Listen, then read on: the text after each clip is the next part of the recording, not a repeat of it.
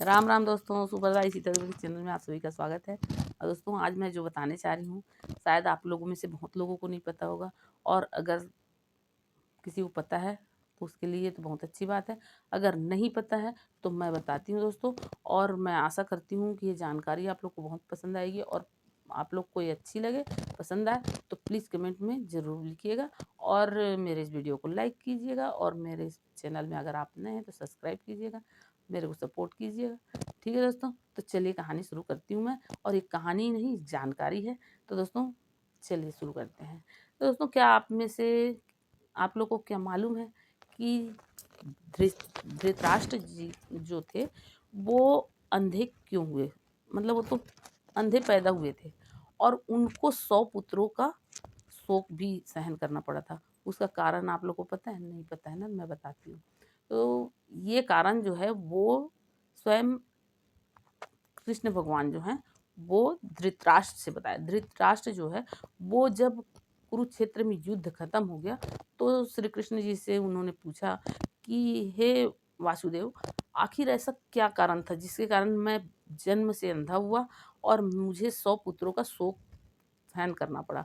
तो श्री कृष्ण जी बोले कि आप पूर्व जैसे इस जन्म में राजा हैं, उसी तरह आप पूर्व जन्म में भी राजा थे, और आप के राज्य में एक जो साधु थे, मतलब बहुत अच्छा राज था, आप बहुत अच्छा से राज चलाते थे।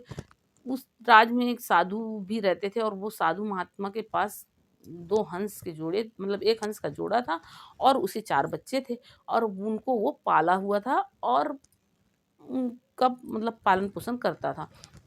लेकिन एक समय वो दूसरे साधु से बोला कि मुझे तीर्थ जाने की इच्छा तो है, लेकिन मेरे पास ये जो हंस के जोड़ा और हंस के बच्चे हैं, मैं उनको छोड़ के नहीं जा सकता। इनको मतलब इनका पालन पोषण कौन करेगा?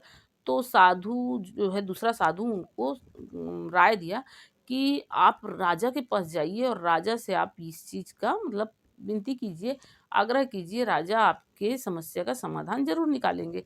तो वो साधु जो है वो राजा मतलब आपके पास आए, और आपसे उन्होंने आग्रह किया कि हे राजा साहब, आप मतलब मेरे को तीर्थ में जाना है, और मेरे पास ये जो हंस का जोड़ा और उसके 4 बच्चे हैं, इनके रख रखाव का साधन मुझे चाहिए, ताकि मैं निश्चिंत रूप से तीर्थ करने जा सकूं।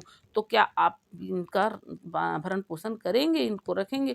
तो आप राजी हो गए, और उन हंस के जोड़ा को और उनके 4 बच्चों को रखने के लिए तैयार हो गए, और उनको रख लिए, और साधु देवता जो हैं वो तीर्थ में चले गए।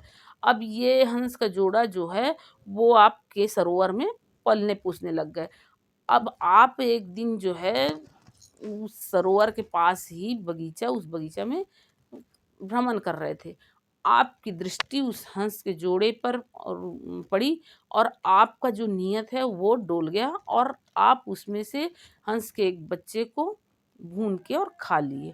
अब जब आप भून के खा लिए तो आपका तो मुँह लग गया वो। अब मुँह लग गया तो आप एक-एक करके हंस के 100 बच्चे खा गए।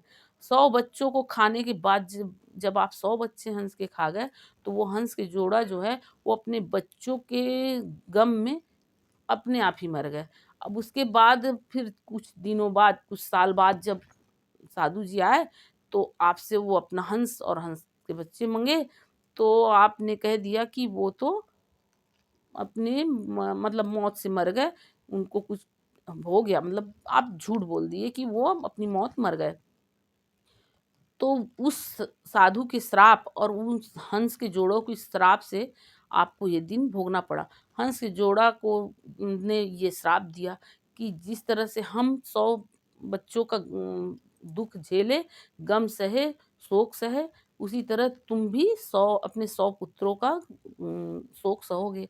और जिस दृष्टि से तुमने हमको देखा है, उस वो दृष्टि तुमको पैदाइशी, मतलब तुम जन्म से अंधे होगे। और साधु का भी श्राप लग गया, क्योंकि साधु से उन्होंने झूठ बोला।